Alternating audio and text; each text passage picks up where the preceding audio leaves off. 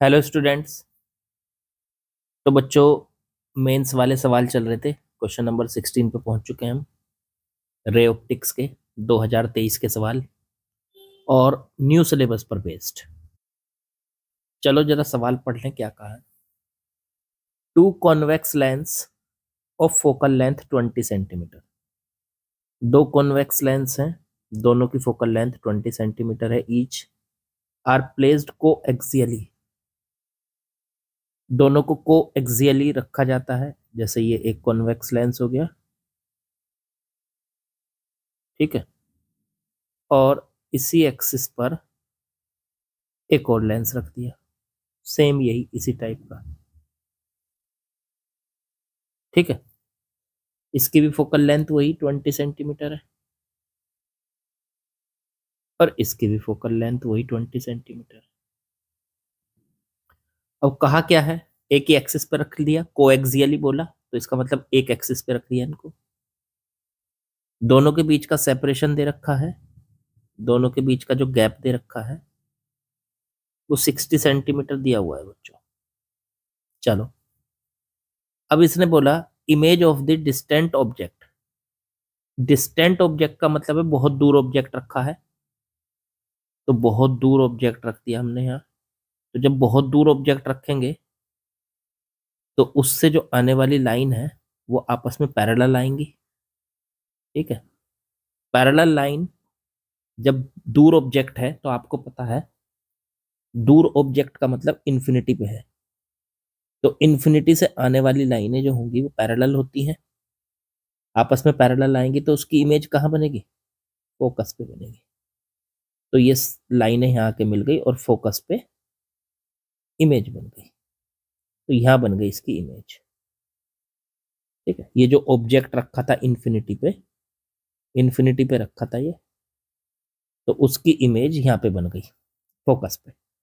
Focus पे बन गई तो इसका मतलब यहाँ से यहाँ तक की जो डिस्टेंस है ये 20 सेंटीमीटर हो गई। ये आ गई आपकी 20 सेंटीमीटर पे इमेज बन गई। अब इन्होंने कहा distant object formed by the combination is at. अब ये बताना है कि इन दोनों लेंस में से इमेज कहाँ बनेगी। मतलब देखो, ऑब्जेक्ट इन्फिनिटी पे था, पहली इमेज तो बनी इसकी, मतलब इसकी इमेज कहाँ बनेगी, फोकस पे बन गई इमेज। अब ये जो इमेज है ना, ये दूसरे लेंस के लिए बच्चों ऑब्जेक्ट का काम करेगी, ऑब्जेक्ट का काम करेगी और उससे फिर इसकी इमेज बनेगी। तो इसका मतलब ये इमेज इसके लिए ऑब्जेक्ट है, लेंस के लिए। अब ये इमेज लेंस से कितनी दूर है, अब ये इमेज लेंस से कितनी दूर है। अब देखो ये टोटल डिस्टेंस तो 60 है, उसमें से 20 माइनस कर दो तो बची 40। तो 40 सेंटीमीटर पे ये इमेज है जो कि इस लेंस के लिए ऑब्जेक्ट का काम करेगी। ये ऑब्जेक्ट है, इमेज नहीं है, दूसरे लेंस के लिए ऑब्जेक्ट है। अब इसकी इमेज कहाँ बनेगी, मान लो यहाँ बनेगी, कहीं भी बनेगी मुझे नहीं पता, आई डैश। ये इमेज बनेगी, इस आई की इमेज बनेगी आई डैश, क्योंकि ये आई दूसरे लेंस के लिए ऑब्जेक्ट का काम कर रहा है। अब हमें फाइनली ये निकालना है कि ये कहाँ बनेगी। तो फॉर्मूला लगाते हैं, लेंस का फॉर्मूला क्या होता है, 1/v माइनस 1/u बराबर 1/f।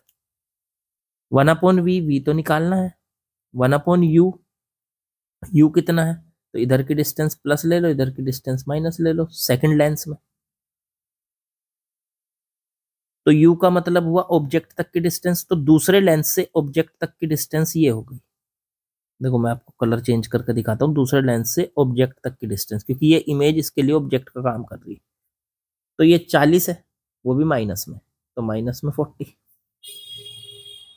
ठीक है।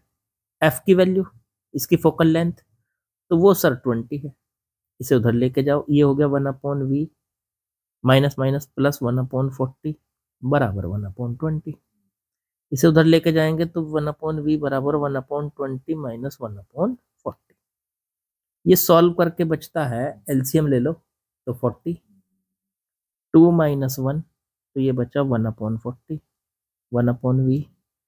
तो v की वैल्यू आ गई बच्चों 40 सेंटीमीटर। मतलब फाइनल इमेज हमारी कहाँ बनेगी, 40 सेंटीमीटर बनेगी। देखो प्लस आया ना, तो इसका मतलब इस साइड बनेगी, जिस साइड मैंने बना रखी 40 सेंटीमीटर। तो 40 सेंटीमीटर पे इसकी इमेज बन जाएगी। तो आसान सवाल है, आंसर हो गया 40। अच्छा, इन्होंने पूछा क्या था, पहले लेंस से उसकी डिस्टेंस बताओ। अब ये तो दूसरे लेंस से है ना इसकी डिस्टेंस, पहले लेंस से यहां तक की ये डिस्टेंस बतानी है। अब ये यहां से यहां तक कितनी थी 60, और फिर आगे ये वाली कितनी है 40, तो टोटल कितनी हो गई 100। तो distance of final image from first lens, तो पहले लेंस से उसकी फाइनल इमेज की डिस्टेंस कितनी है, तो वो 60 + 40, तो 60 + 40 मतलब 100 सेंटीमीटर। तो हमारा आंसर आ गया बच्चों 100 सेंटीमीटर, ये हमारा आंसर है। ठीक है, क्वेश्चन नंबर 16 आपको समझ में आ गया होगा आई थिंक। ठीक था ये सवाल, कोई ज्यादा मुश्किल नहीं था। ठीक है, चलो आगे बढ़ते हैं। चलो बच्चों नेक्स्ट क्वेश्चन पे आते हैं, समझते हैं जरा सवाल क्या दिया हुआ है। इन्होंने बोला the radius of curvature of each surface of convex lens. ये है जी कॉन्वेक्स लेंस, इसकी दोनों तरफ की जो रेडियस है, इसकी दोनों तरफ की जो रेडियस है वो 20 सेंटीमीटर है, और म्यू की वैल्यू इसकी लेंस की 1.8 है। म्यू की वैल्यू 1.8 बाहर लिख लो चाहे यहीं पे लिख लो, इसके अंदर ही म्यू की वैल्यू 1. ये लेंस का म्यू है। चलो ठीक है, अब इसने कहा कि लेंस को अगर लिक्विड में डुबो दिया जाए, चलो इसके बाहर मैं लिक्विड बना देता हूं। इस लेंस को हमने एक लिक्विड में डुबो दिया, ओके ठीक है। लिक्विड का रिफ्रैक्टिव इंडेक्स भी दे रखा म्यू, ये लिक्विड का है, वो कितना दे रखा 1.5। ठीक है, इसको म्यू 1 कह दो लेंस का, और लिक्विड वाले को म्यू 2 कह दो। चलो ठीक है, अब आगे पूछा है कि ratio of power of lens in air to its power in liquid. मतलब अगर इस लेंस को हवा में रखें खाली, तो इसकी पावर P1, और पानी में मतलब इस लिक्विड में डुबो दिया हमने, जरूरी नहीं पानी हो, कुछ भी हो सकता है, तो इसकी पावर, तो इनका रेशो बताना है। ठीक है, तो हवा में, और मतलब P1/P2 की वैल्यू बतानी। देखो पावर निकाल लेंगे, पहले इनकी फोकल लेंथ निकालते हैं। देखो जब ये लेंस हवा में है, रेडियस तो दोनों तरफ की वही होगी 20 सेंटीमीटर। जो लेंस का म्यू है वो है 1.8। ठीक है, और बाहर हवा का तो आपको पता ही है कितना है, एयर है बाहर, तो हवा का म्यू होता है 1, एयर का, तो उसे तो कुछ लेने की जरूरत ही नहीं है। चलो सबसे पहले आप लेंस जब हवा में है उस टाइम पे इसकी फोकल लेंथ निकाल लो, तो वो है मान लो f1। तो फोकल लेंथ का फॉर्मूला क्या होता है, 1/f1 बराबर म्यू-1, और इनटू में 1/r1 माइनस 1/r2। म्यू किसका है, ये लेंस का, और लेंस किस में रखा है, हवा में रखा है, एयर में, तो ये लेंस का म्यू है और एयर के रेस्पेक्ट में है। तो लेंस का म्यू एयर के रेस्पेक्ट में क्या दे रखा, म्यू वन जो है ये 1.8, ये लेंस का म्यू है, और जब इधर कुछ ना लिखा हो तो समझो एयर है, तो एयर के रेस्पेक्ट में है, तो रख दिया हमने यहाँ 1.8 माइनस 1/r1 माइनस 1/r2। अब 1/r1, r1 की वैल्यू, अब ये जो पहली वाली रेडियस है, ये वाली जो पहली सरफेस है हमारे पास, कलर चेंज करके दिखाता हूँ, ये वाली सरफेस, इसकी रेडियस को तो कहा जाएगा r1, और ये जो दूसरी वाली रेडियस है, मतलब दूसरी वाली सरफेस है, इसकी रेडियस को कहा जाएगा r2। अब r1 क्या है, यहाँ पे प्लस है कि माइनस, तो उसको देखने का तरीका है, इधर की डिस्टेंस तो प्लस लेनी और इधर की डिस्टेंस माइनस लेनी। अब हम क्या करें, अगर पहली सरफेस को पूरा करें, देखो ऐसे आगे बढ़ाएं, क्योंकि ये जब इस सरफेस को पूरा करोगे तो ये एक क्या बना देगी, ये एक वो बना देगा स्फीयर। ये क्या बना देगा, एक स्फीयर बना देगा। इस स्फीयर का जो सेंटर है वो राइट साइड में पड़ रहा है, तो इसलिए R1 की वैल्यू प्लस लेनी है, तो R1 की वैल्यू हो गई +20 माइनस R2। अगर सेकंड वाली सरफेस को पूरा करें इस तरीके से, तो इसका जो सेंटर है वो किधर पड़ रहा है, लेफ्ट साइड में, तो R2 को माइनस लेना है, मतलब -20।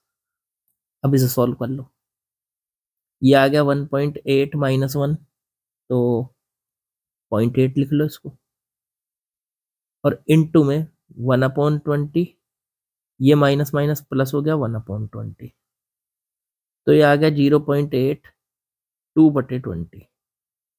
इसे लिख सकते हो आप, अच्छा 1/फोकस जो होती है वो क्या होती है, पावर, तो इसका मतलब ये P1 आ गया, ये लेंस की पावर आ गई एयर में,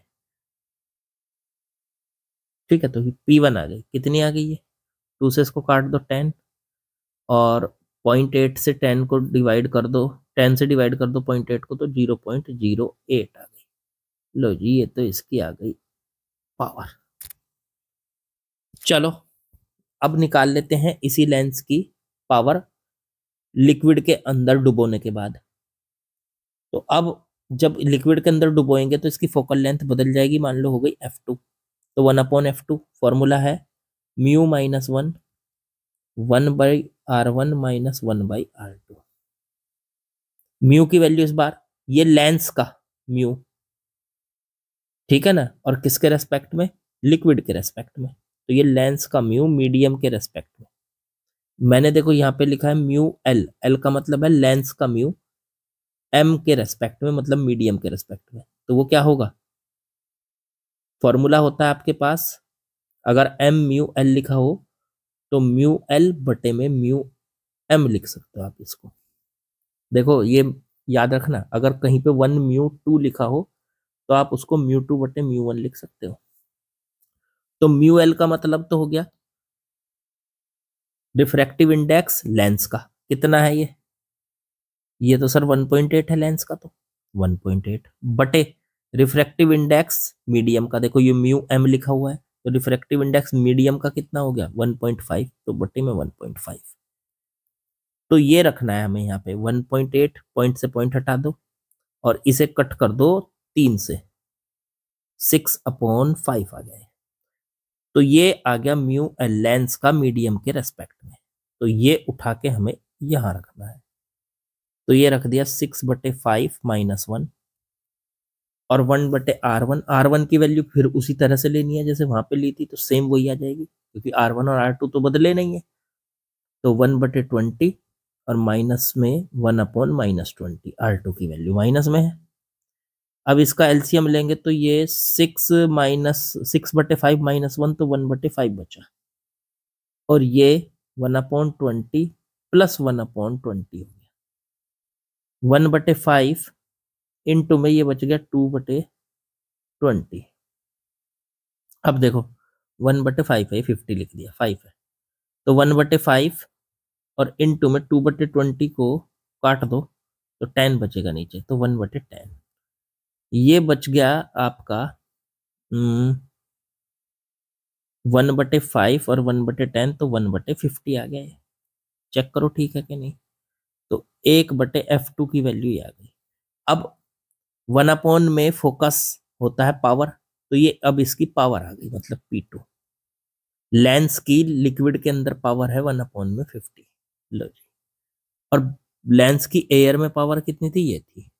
इन दोनों को क्या करो, आपस में डिवाइड, रेशो करना है, P1/P2 करना है, तो P1 0.08 और P2 1/50, ये ऊपर चला जाएगा, 0.08 गुना में 50, ये आ गया बच्चों। ठीक है, अब इसको मल्टीप्लाई कर लो, तो एक 0 से 0.8, 0.8 4 आ गए, तो 4 आ गया मल्टीप्लाई करके, देखो 50 इंटू 8 करेंगे तो 400 आ जाएगा, और 400 में से पॉइंट लगा हुआ है 2 प्लेस के बाद, तो इसका मतलब 0 हट जाएंगी, तो बस ये आ जाएगा 4। तो P1/P2 की जो वैल्यू आ रही है वो 4 आ रही है। तो आंसर हो गया बच्चों इसका 4। अच्छा, ये पूछा था इन्होंने, क्या पूछा था, x की वैल्यू, x/1 है ये, तो ये 4/1 आया है, इसको x/1 के बराबर लिख लो। तो x की वैल्यू कितनी आ गई, 4। चलो फिर भी वही आंसर रहा, 4 आ गया आंसर। ठीक है, x की वैल्यू आ गई 4। चलो आगे बढ़ते, ये भी आसान सा ही सवाल था। चलिए बच्चों नेक्स्ट क्वेश्चन पे आते हैं, सवाल समझते हैं क्या दिया है। A point object O is placed in front of two thin symmetrical coaxial convex lens L1 and L2 with focal length 24 centimeter and 9 centimeter respectively. Okay, दो लेंस हैं L1 और L2, देखो फिगर में दिख भी रहे हैं। एक की फोकल लेंथ पहले की F1 वो तो दे रखी है 24 सेंटीमीटर, और दूसरे की F2 वो दे रखी है 9 सेंटीमीटर। चलो ठीक है, अब इसने बोला the distance between two lenses is 10 centimetre. यहाँ ये मीटर लिख दिया, ये मीटर नहीं है बेसिकली, ये सेंटीमीटर है। तो ये इन दोनों के बीच में ये 10 सेंटीमीटर का गैप है लेंस के बीच में। And the object is placed 6 centimetre, यहाँ पे भी ये मीटर लिख दिया, ये सेंटीमीटर है। तो ये ऑब्जेक्ट इस पहले लेंस से कितना दूर है, 6 सेंटीमीटर दूर है। ठीक है, the distance between the object and the image formed by the system of two lenses. इन दो लेंस से जो फाइनल इमेज बनेगी, क्योंकि भाई पहले लेंस से पहली इमेज बनेगी, फिर दूसरे लेंस से दूसरी इमेज बनेगी, वो फाइनल इमेज होगी। तो उस फाइनल इमेज के और इस ऑब्जेक्ट के बीच का गैप बताना है कितना होगा। चलो ठीक है, बता देंगे, तो आसान सा सवाल है, 2 बार फॉर्मूला लगना बस। चलो पहले पहले लेंस को सॉल्व करते हैं। फर्स्ट लेंस, पहला लेंस देखते हैं। चलो जी, पहले लेंस में ऑब्जेक्ट कितनी दूर है, 6 सेंटीमीटर। इधर की डिस्टेंस प्लस मानते हैं, इधर की डिस्टेंस माइनस मानते हैं। ठीक बच्चों, देखते हैं इसकी इमेज कहाँ बनेगी। तो फॉर्मूला लगाते हैं 1/v माइनस 1/u बराबर 1/f। 1/v, v तो निकालना है सर। 1/u, ऑब्जेक्ट कहाँ रखा है, -6 पे, और फोकल लेंथ इसकी कितनी दे रखी थी, 24। तो 1/24। 1/v माइनस माइनस प्लस 1/6 बराबर 1/24। इसको उधर लेके जाइए, तो 1/v बराबर 1/24 माइनस 1/6। एलसीएम आ गया 24, सॉल्व कर लीजिए इसको। तो 1 माइनस 4, ये आ गया माइनस का 3/24। 1/v, 3 से इसको 24 को काट दो तो 8, तो v की वैल्यू आ गई -8 सेंटीमीटर। इसका मतलब जो इसकी इमेज बनेगी वो इसी साइड बनेगी, माइनस की तरफ, तो यहाँ पे बनेगी कहीं। ये इमेज बन गई इस ऑब्जेक्ट की, क्योंकि इसमें से जब लाइट रे ऐसे निकलेंगी मान लो, और वो थोड़ा सा घूमेंगी, तो वो आगे कहीं नहीं मिलेंगी। जैसे ऐसे निकली और थोड़ा सा घूमी, तो वो पीछे ऐसे मिलती हुई फील होंगी, ऐसे ऐसे फील मिलती हुई फील होगी। तो इसकी इमेज कहाँ पे बन रही है, पीछे बन रही है। यहाँ कितनी दूर, 8 सेंटीमीटर पे बन रही है। ये हमें पता चल चुका है, 8 सेंटीमीटर सॉल्व कर लिया हमने। तो इस ऑब्जेक्ट की इमेज पीछे ही बन रही है। अब ये लाइट रे दूसरे लेंस पे जाके गिरेंगी यहाँ पे, तो इस लेंस को तो ये लग रहा होगा कि ये लाइट रे कहाँ से आ रही है, देखो यहाँ से आ रही है, ये इस आई से आ रही है। तो ये जो आई है ये दूसरे लेंस के लिए किसका काम करेगा, ऑब्जेक्ट का। ये जो आई है, ये जो इमेज बनी है ना, पहले लेंस से जो इमेज बनती है वो दूसरे लेंस के लिए हमेशा ऑब्जेक्ट का काम करती है। तो इसको, इस लेंस को तो ये लग रहा है कि ये लाइट रे देखो पीछे यहाँ से आ रही है, यहाँ से इस लाइट को इस लेंस को लग रहा है कि लाइट रे ये पीछे यहाँ से आ रही है, ये पीछे ऐसे यहाँ से आई से। तो आई जो है ये इसके लिए किसका काम कर रहा है, ऑब्जेक्ट का। अब इससे भी इमेज बना दो, सेकंड वाले को सॉल्व कर लो, सेकंड लेंस, उससे पता चल जाएगा। फिर से यही फॉर्मूला, 1/v माइनस 1/u बराबर 1/f। v निकालना है सर, इमेज कहाँ बनेगी, u कितना है।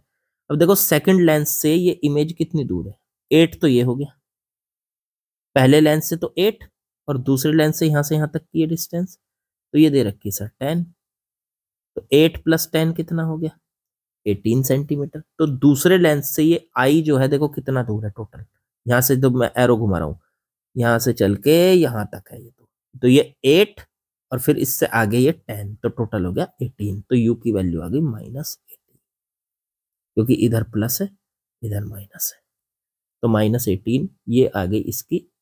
ऑब्जेक्ट कहाँ रखा है, दूसरे लेंस के लिए आई जो है ऑब्जेक्ट का काम कर रहा है, इसलिए उसकी डिस्टेंस देख ली कितना दूर है। अब इसकी फोकल लेंथ कितनी दे रखी थी दूसरे की, 9 सेंटीमीटर, 9 रख दो, इसे उधर लेके जाओ 1/v माइनस माइनस हो गया प्लस 1/18 बराबर 1/9, इसे उधर लेके जाइए तो 1/v बराबर 1/9 माइनस 1/18। एलसीएम ले लो 18, डिवाइड करेंगे तो 2 - 1 आ गया, तो 1/18 आ गया, तो 1/v की वैल्यू 1/18 हो गई, तो v की वैल्यू 18 सेंटीमीटर। इसका मतलब इसकी जो इमेज बनेगी वो 18 सेंटीमीटर पे बन रही प्लस में, मतलब ये यहाँ से लाइट रे जाके यहाँ मिल जाएंगे ऐसे ऐसे, ठीक है, और यहाँ पे बन जाएगी इसकी फाइनल इमेज, आई की इमेज आई डैश कहाँ पे बन रही है 18 सेंटीमीटर पे बन रही है। देखो कलर चेंज करता हूँ, यहाँ से यहाँ तक की ये डिस्टेंस ये वाली 8, फिर यहाँ से यहाँ तक की ये डिस्टेंस 10, फिर यहाँ से यहाँ तक की ये डिस्टेंस जो आई अभी हमने जो निकाली 18, तो टोटल कितनी हो गई। ये है ऑब्जेक्ट किस किस के बीच में पूछी थी, जरा ऊपर देख लो एक बार, distance between object and image, नहीं ओ से पूछी थी, 8 नहीं लेनी, यहाँ तक लेनी, यहाँ तक, बस यहाँ तक, तो यहाँ से यहाँ तक कह लो। देखो मैं दोबारा कर देता हूँ, यहाँ से यहाँ तक हो गई ये, जहाँ पे मैंने ये घुमाया 6, फिर यहाँ से यहाँ तक ये 10, फिर यहाँ से यहाँ तक ये 18। देखो ये रहा ऑब्जेक्ट, ये रहा ऑब्जेक्ट ओ, और ये रही फाइनल इमेज आई डैश, इन दोनों के बीच का गैप, तो डिस्टेंस बिटवीन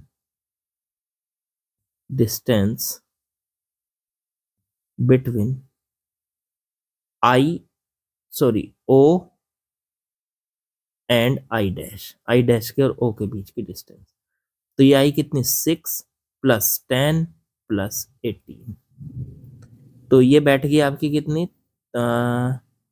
34 सेंटीमीटर, 34 सेंटीमीटर। आसान सवाल था, 34 हमारा आंसर हो गया बच्चों। चलो भाई आगे बढ़ते हैं, आसान था ये भी, कुछ नहीं था। चलो बच्चों नेक्स्ट क्वेश्चन में आते हैं, देखते हैं जरा सवाल में क्या दिया है। 2 transparent medium having refractive index 1 and 1.5 are separated by a spherical refracting surface, ठीक है, of radius of curvature 30 centimeter, the center of curvature of surface towards denser medium। देखो भाई हमारे पास एक सरफेस है, कैसी है ये सरफेस, स्फेरिकल रिफ्रैक्टिंग सरफेस, इससे इस तरफ तो एक मीडियम है जिसकी म्यू की वैल्यू दे रखी है 1, और इस सरफेस के दूसरी तरफ है जिसकी म्यू की वैल्यू दे रखी है 1.5, ठीक है, और इसकी जो रेडियस ऑफ कर्वेचर दे रखी है, इसका सेंटर भी देखो इसी तरफ पड़ेगा, जब इसको पूरा करेंगे ऐसे तो सेंटर इसका इसी तरफ पड़ेगा, ये होगी इसका प्रिंसिपल एक्सिस, इधर को बना लो इसको, ठीक है, और इसका सेंटर ये पड़ेगा। अब सेंटर की जो रेडियस दे रखी है ये वाली, मतलब इसकी स्फेरिकल सरफेस की जो रेडियस दे रखी है आर, इसकी जो रेडियस दे रखी वो दे रखी है 30 सेंटीमीटर। चलो ठीक है आगे, और इसका जो सेंटर दे रखा डेंसर मीडियम की तरफ दे रखा, तो ये देखो ये म्यू की वैल्यू ज्यादा है, ये तो डेंसर है, और ये म्यू की वैल्यू कम है, ये रेयर है। चलो फिर आगे क्या बोला इसने, a point object is placed on the principal axis in rare medium at distance 15 centimeter. Rare medium में एक पॉइंट ऑब्जेक्ट रखा है, पोल से, ये पोल होता है पॉइंट, इससे 15 सेंटीमीटर दूर। चलो ठीक है जी। From the pole distance of image, image कहाँ बनेगी? अरे यार बच्चा सवाल है। देखो मैंने सबसे पहले आपको बता दूं, ये सवाल जो है वो किस फॉर्मूले से निकलेगा। अगर आपके पास कोई रिफ्रैक्टिंग सरफेस है, वो भी स्फेरिकल, और उसके दोनों तरफ के मीडियम अलग अलग है, तो दोनों तरफ के जब मीडियम अलग अलग होते हैं और बीच में एक सरफेस होती है वो भी स्फेरिकल, तो सबसे पहले तो ये देखो कि ऑब्जेक्ट कौन से मीडियम में रखा है, उसे हमेशा μ1 मानना है। मतलब ऑब्जेक्ट नहीं कह सकते आप, ये कह सकते हो कि इंसिडेंट रे कहां से आ रही है, जो उसके जो इंसिडेंट रे हैं, प्रकाश की किरणें हैं, वो कहां से आ रही है।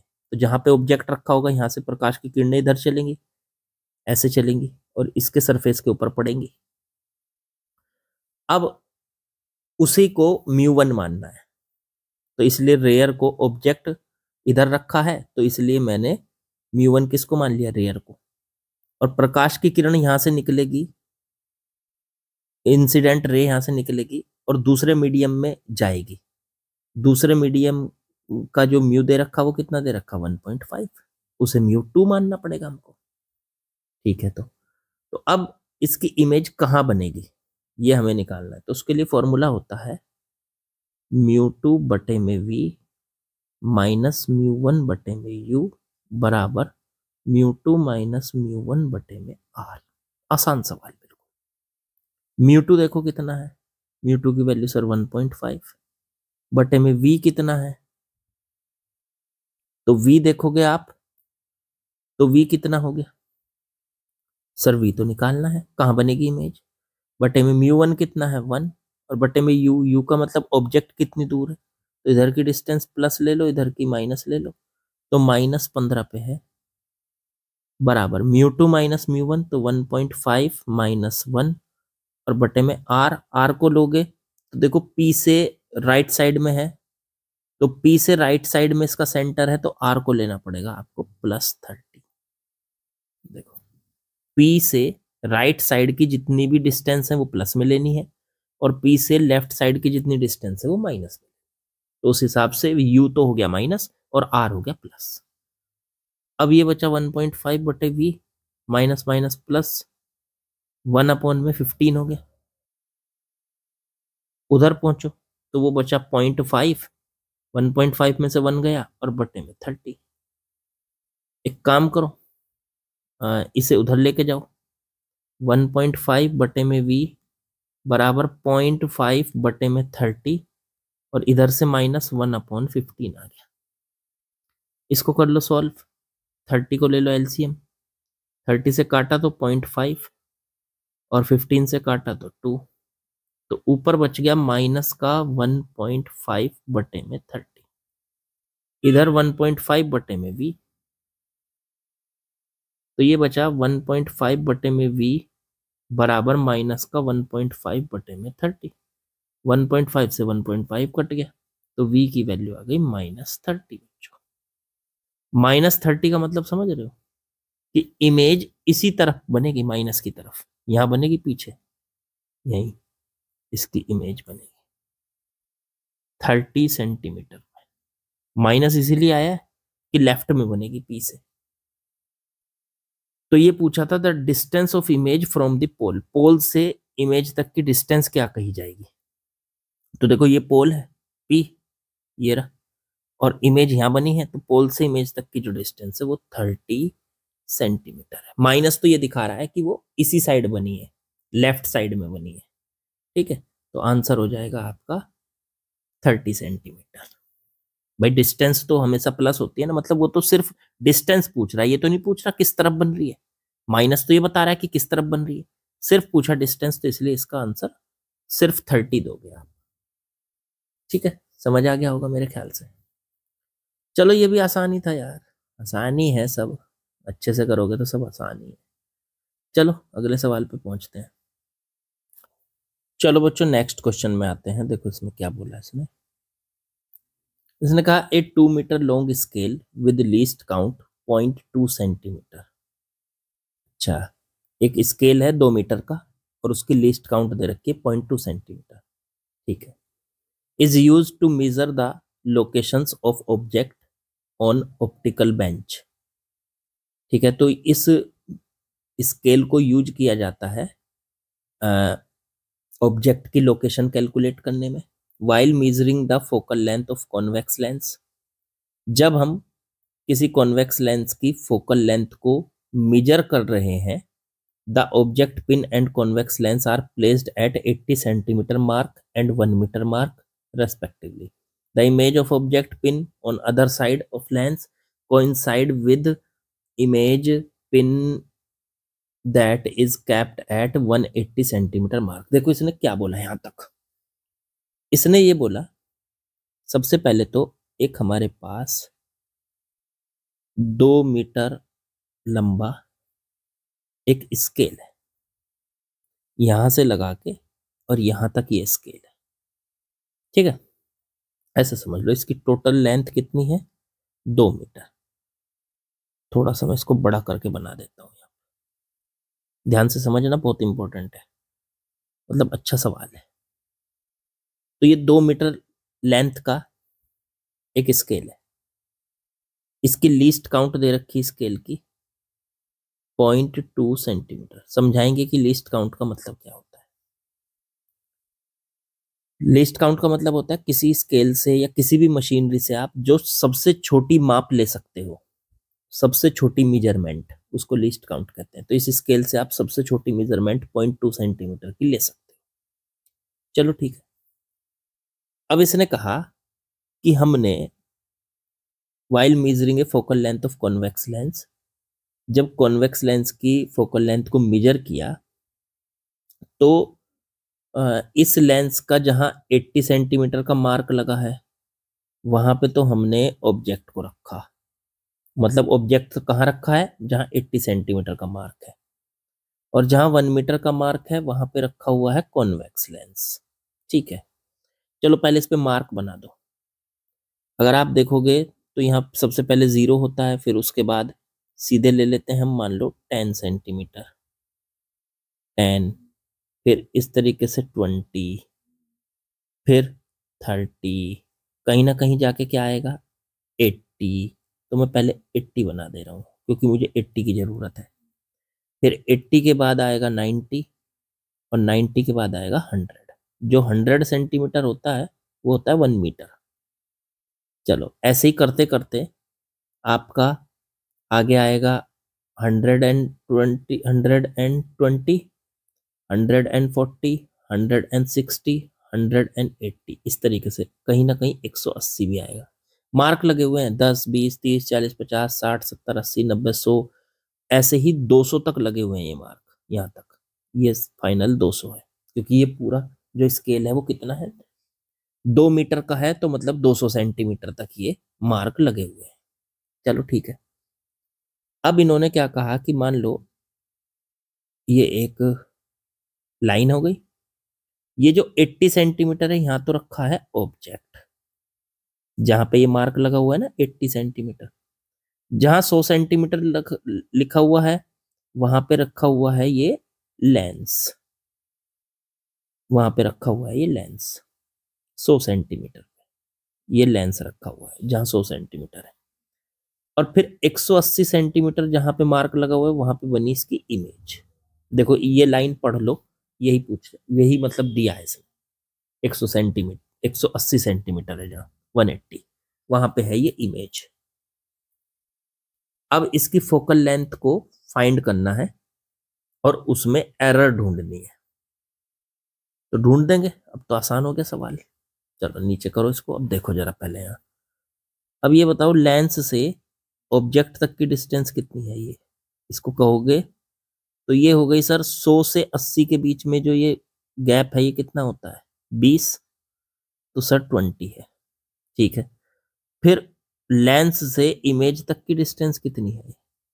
तो लेंस से इमेज तक की डिस्टेंस हो गई, अब 100 से लेके 180 तक का जो गैप है ये हो गया 80, यहां से यहां तक 100 से लेके 180 तक का, तो ये हो गया 80। ये तो u की वैल्यू हो गई, ऑब्जेक्ट तक की डिस्टेंस, ये v की वैल्यू हो गई। लेकिन अब आपको पता है u और v को जब आप मेजर करोगे इस स्केल से, तो u के अंदर भी कुछ ना कुछ एरर होगी। वैसे u की वैल्यू क्या आई? 20। आपने स्केल से मेजर करके देखा तो ये 20 आई, देखो ये 20 आई यहां से यहां तक, 80 और 100 के बीच में। लेकिन इसमें कितनी एरर होगी? जितनी इस स्केल की लीस्ट काउंट, तो इसके अंदर की एरर है 0.2 सेंटीमीटर। ठीक है, 0.2 सेंटीमीटर इसकी एरर है। नहीं सॉरी, 0.2 नहीं होगी, एरर होगी डबल। मतलब क्यों? दो क्यों होगी? देखो, आप पहले तो इस 80 वाले मार्क को लोगे, इसको स्केल से इसको निशान लगाओगे, और फिर स्केल से ये 100 सेंटीमीटर वाले को भी लोगे, इसको निशान लगाओगे। तो 0.2 की एरर तो इधर से आएगी जब इधर से निशान लगाओगे, और 0.2 की एरर इधर से आएगी, तो टोटल एरर हो जाएगी 0.4। तो यहाँ पे मुझे लिखना पड़ेगा 0.4 की एरर आ गई मेरे पास। ठीक है, तो इस u को मापने में, इस u को जब आपने मेजर किया, लेंस से ऑब्जेक्ट तक की डिस्टेंस आपने जब मेजर की, तो उसमें जो एरर आई है वो 20 सेंटीमीटर यू की वैल्यू आई है, लेकिन उसमें एरर आई है दो तरफ से, क्योंकि जब आपने मार्क लगाए होंगे तो 80 पे भी लगाया होगा, 100 पे भी लगाया होगा, तो दो तरफ से उसकी एरर आई, तो दोनों तरफ की एरर ऐड हो गई। एरर हमेशा ऐड होती है, तो 0.4 की इसके अंदर एरर आ गई, तो यू की वैल्यू हो गई 20 और प्लस माइनस 0.4। अब ऐसे ही वी को देखो, वी कितना है? वी कितना आया वैसे? 80। तो इसमें भी यही काम किया होगा आपने, एक तरफ निशान यहाँ 100 पे लगाया होगा और एक तरफ यहाँ 180 पे निशान लगाया होगा, देखो यहाँ, और एक तरफ 100 पे। तो इसमें भी 80 सेंटीमीटर है वी की वैल्यू, पर इसमें 0.4 की एरर है। 0.4 की कैसे? देखो, लीस्ट काउंट के बराबर एरर होती है एक निशान लगाने में। अब दो निशान लगाया आपने, तो 0.2 की एक बार एरर आई, और दूसरा निशान लगाया 0.2 की एक और बार आई, तो टोटल एरर हो गई 0.4 की। चलो, यू भी पता चल गया, वी भी पता चल गया, तो सर एफ निकाल लो, और फिर एफ की एरर भी निकाल लो। तो पहले तो एफ निकालो, एरर बाद में निकालेंगे उसकी। तो एफ निकालने के लिए 1/v माइनस 1/u बराबर 1/f। 1/v, चलो v की वैल्यू बताओ, v की वैल्यू कितनी है? तो सर v की वैल्यू है हमारे पास 80 सेंटीमीटर। इधर की डिस्टेंस प्लस लेंगे, इधर की डिस्टेंस माइनस लेंगे, तो प्लस का 80 हो गया। सर 1/u, u का मतलब हो गया ऑब्जेक्ट तक की डिस्टेंस लेंस से, तो वो हो गई -20 और बराबर 1/f। 1/80 माइनस माइनस प्लस हो गया 1/20 बराबर 1/f। एलसीएम ले लो, ये हो गया 80, ये डिवाइड करो 1 प्लस 20 से डिवाइड करो तो 4 बराबर 1/f। तो ये आ गया 5/80 बराबर 1/f। तो f की वैल्यू आ गई, इससे इसको काट दो, 16 सेंटीमीटर, 16 सेंटीमीटर फोकल लेंथ है। अब 16 सेंटीमीटर की फोकल लेंथ आई है, अब इस फोकल लेंथ में एरर कितनी है? तो फोकल लेंथ की एरर निकालने के लिए क्या करेंगे हम इस फॉर्मूले का डिफरेंशियल करेंगे। ये जो फॉर्मूला है 1/v का डिफरेंशियल हो जाएगा माइनस में 1/v² और इनटू में dv। डिफरेंशियल ना करना आता हो तो पहले उसे सीख लो।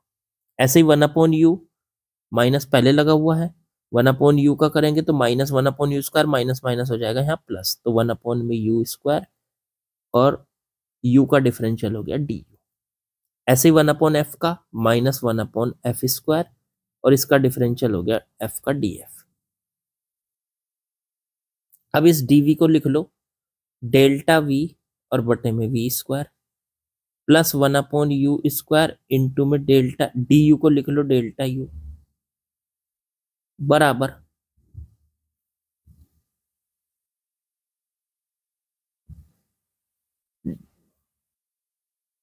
अब इस df को लिख लो बच्चों डेल्टा f और बटे में f स्क्वायर। तो यहां से मेरे को इस डेल्टा f की वैल्यू चाहिए। डेल्टा v की है मेरे पास, तो ये देखो v है, ये v की वैल्यू है, और ये साथ में एरर जो है वो डेल्टा v की वैल्यू। तो डेल्टा v की वैल्यू आ गई 0.4 और v की वैल्यू आ गई 80 का स्क्वायर माइनस, फिर प्लस डेल्टा u की भी यही है 0.4 और बटे में u की वैल्यू हो गई 20 का स्क्वायर। फिर उधर जाओ तो माइनस डेल्टा f हमें निकालना है और बटे में f स्क्वायर की वैल्यू कितनी आ गई, f की वैल्यू आई थी 16, तो 16 का होल स्क्वायर बच्चों। अच्छा एक चीज और याद रखनी है आपको, एरर ना कभी भी माइनस नहीं होती। तो ये जो माइनस आए भी हैं इन पे मोड लगा लो ऐसे, ये एरर बन गई ना, ये फोकल लेंथ की, ये स्पीड इसकी, सॉरी v की एरर है, ये u की एरर है, ये f की एरर है। एरर हमेशा प्लस होगी, तो इन्हें मोड लगा के प्लस कर दो, ये भी प्लस हो जाएगा, ये भी प्लस हो जाएगा, सब प्लस हो जाएंगे। तो ये आ गया 0.4 बटे में 80 का स्क्वायर करेंगे तो 6400 हो गया, प्लस 0.4 20 का स्क्वायर करेंगे तो 400।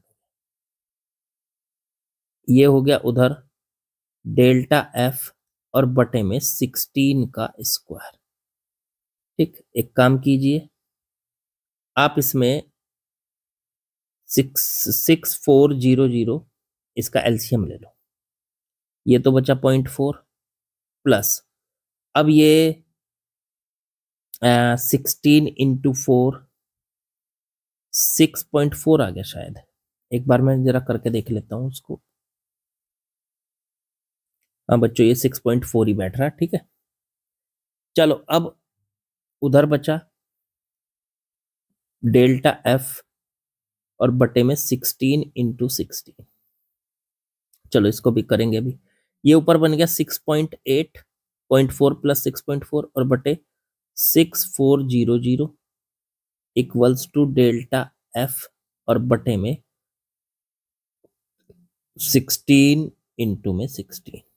एक काम कीजिए इसको सॉल्व करके निकाल लीजिए, तो डेल्टा एफ का वैल्यू आ जाएगा 16 इंटू 16 की इधर मल्टीप्लाई, तो 6.8 इंटू में 16 इंटू 16 और बटे में 6400। लो जी ये डेल्टा एफ आ गया, ये एरर आ गई फोकल लेंथ के अंदर। अब पूछी क्या थी, देखो परसेंटेज एरर पूछी। अच्छा परसेंटेज एरर का फॉर्मूला क्या होता है, परसेंटेज एरर का फॉर्मूला होता है किसी भी फोकल लेंथ की, जैसे फोकल लेंथ की परसेंटेज एरर निकालनी तो इसकी एरर कितनी है और बटे में इसकी ओरिजिनल वैल्यू इंटू में 100।